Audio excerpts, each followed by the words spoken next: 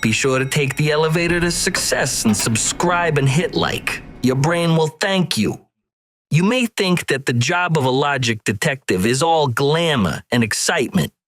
And if this is what you believe, I am here to tell you that you are exactly right. This is because there often is a lot of uncertainty in this logic business, and logicians detest uncertainty.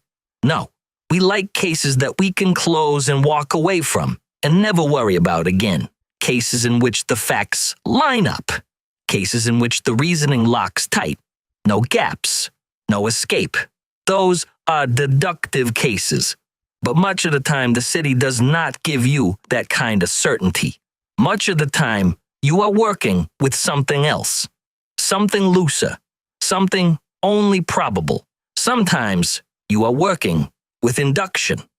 And let me tell you, my eager student, the uncertainty that comes with induction gives rise to all sorts of problems.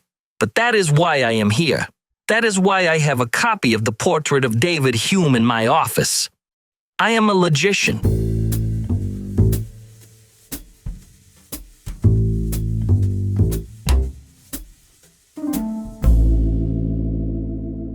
Greetings, fellow seekers of reason.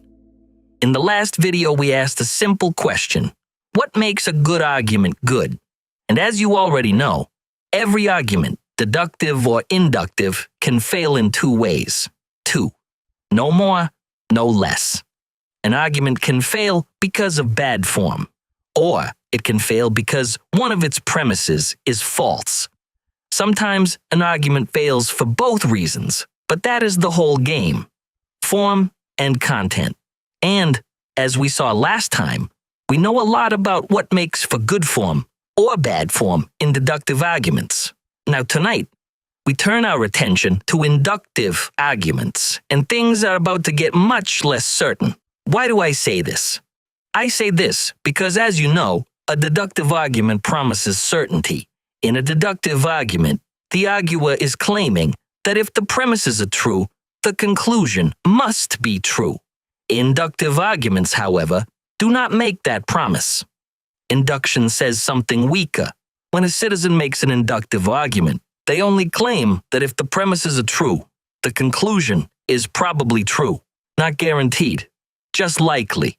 And that means that we cannot evaluate them the same way that we evaluate deductive arguments. Nope.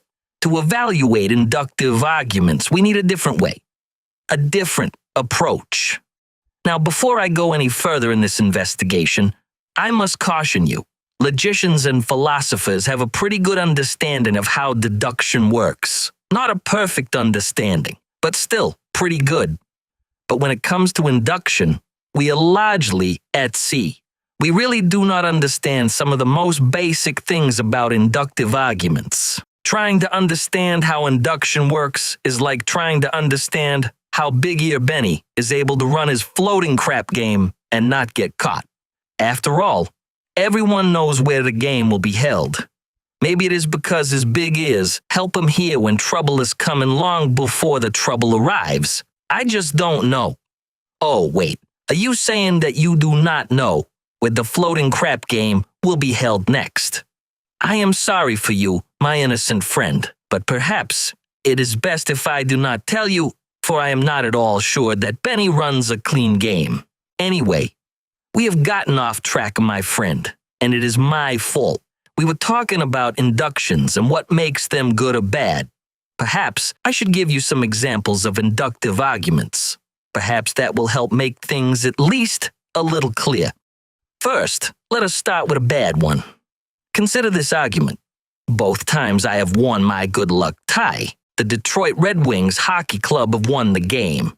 Therefore, the next time I wear it, they will win. Now, I like the Red Wings as much as the next citizen, and I am very proud of my tie, especially since it was a gift from my girlfriend Clara, who is an avid hockey fanatic, let me tell you. She especially enjoys a good bench-clearing brawl, since it lets you know that the players are serious people and mean business. But even so, this is not good reasoning. There is no real connection between my good luck tie and the outcome of the game. The premises, even if true, do not support the conclusion. This is what we call a weak induction. Now let me give you an example of a better induction, so you can see what such a thing looks like. Here is a better induction. Every time the coach has given the team a pep talk, the team has won the game. Therefore, the next time the coach gives a pep talk, the team will win the game. Now, I ask you, can you see how this is different? If the premise were true, it would at least make the conclusion more likely, would it not? Such an argument can never lead to certainty, but inductive inferences can be more or less likely. And that is the key thing to understand about induction. Inductive arguments vary in terms of what we will call inductive strength. Some are very weak, like my argument about my lucky tie. Some are stronger, like the inductive argument about the coach and his pep talk. Some inductive arguments can get so strong that you would think that the conclusions follow with absolute necessity, although they do not. For example, we know from science that water is H2O, and the experimental evidence, which is inductive, supports this claim very strongly. So strongly that we might think that it is known with certainty, but it is not known with certainty. It is possible that our experiments have all been flawed and that water is really made of something else. I do, however, doubt this very much. I am 99.9999% certain that water is H2O. But that is how inductive strength works. Some inductive arguments are very weak indeed, like featherweight Foster when he has not been eating his oats. And some inductive arguments are very strong, like the crowbar that Lenny the Finger uses to crack bank safes. Or so I hear, although I would not testify to this, because Lenny is an okay citizen. And now I must give you a definition of this concept of inductive strength. Why must I give you a formal definition? Because that is what logicians do. In logic, everything must be defined precisely. So here is the rule. An inductive argument is strong when, if the premises were true, they would make the conclusion more likely. If the premises, even if true, do not support the conclusion very well, or not at all, the argument is weak. Now, I want you to notice something important here. When trying to determine whether a given induction is strong or weak, we are not asking whether the premises are actually true. Not yet. We are merely asking if they were true. Would they support the conclusion? This is the first question you must ask of every induction. If the induction is strong, then you can go ahead and ask if the premises are true. But if it is weak, then it's not a good argument. And I want you to notice something else important here. Strength is not an all-or-nothing affair. It's more like horseshoes, where better and worse matter. You do not play horseshoes. Do you not know that every logical gumshoe is very fond of horseshoes? If you are going to be a part of this racket, my friend, you need to learn to play horseshoes. However, even though you are innocent of any knowledge of the great game of horseshoes, I still want you to think about how induction differs from deduction in this way. In deduction, arguments are either valid or invalid, black or white, yes or no. But in induction, things get murky. Strength is a matter of degree. Some arguments are stronger than others. Some are barely holding together. Others are quite persuasive. If you do not believe me, then think again about my lucky tie, and then think about the coach's pep talk. One of those is weak and the other is stronger. Then think about H2O. That induction is very strong indeed.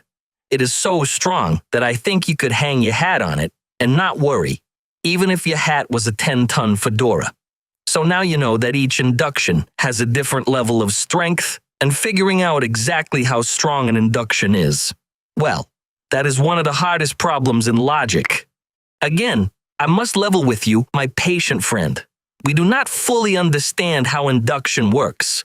We do not really know what makes one induction strong and another weak. Oh, we have some ideas. We know that larger sample sizes usually make an induction stronger. We know that broader claims can make an induction weaker. But the question of strength is simply a swamp of unknowns, half-guesses, and barely seen insights. But do not think of this as a failure. The thing is, At some point, some genius is going to come along and work things out, and we will then know exactly how induction works. I am hoping that you will be that genius, my hard-working student detective. It is possible, you know. Someone has to be the genius who figures it out. You might as well be that genius. And once you have figured out how induction works, just think about how many uses there will be for it. You will never lose at the horse track, for example, and you will know what can be done to help our famous Detroit Red Wings hockey club win a Stanley Cup again. It will be a great day indeed, the day you figure out how induction works. Oh, and it might also help do things like cure cancer and end global poverty and wars, which would be nearly as good as a Stanley Cup winning Red Wings hockey club team, I am sure you will admit.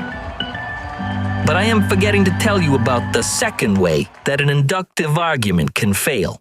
This is easy, and you probably have already thought of it. To be good, an inductive argument must be strong, as we have discussed, but it must also have all true premises. So the second way that an inductive argument can fail is when it has one or more false premises. Even strong inductions are no good unless all of their premises are true. Now, here is the last part of today's investigation. You are doing a great job so far, my lucid-minded friend, so stick with it. Just as a deductive argument that has a valid form and all true premises is called a sound deductive argument. By analogy, a strong inductive argument that has all true premises has a special name. We call such an argument cogent. That is, a cogent inductive argument is strong and has all true premises. That is the best kind of inductive argument you can get in this city. It does not guarantee the conclusion, but it gives you the best possible reason to believe it.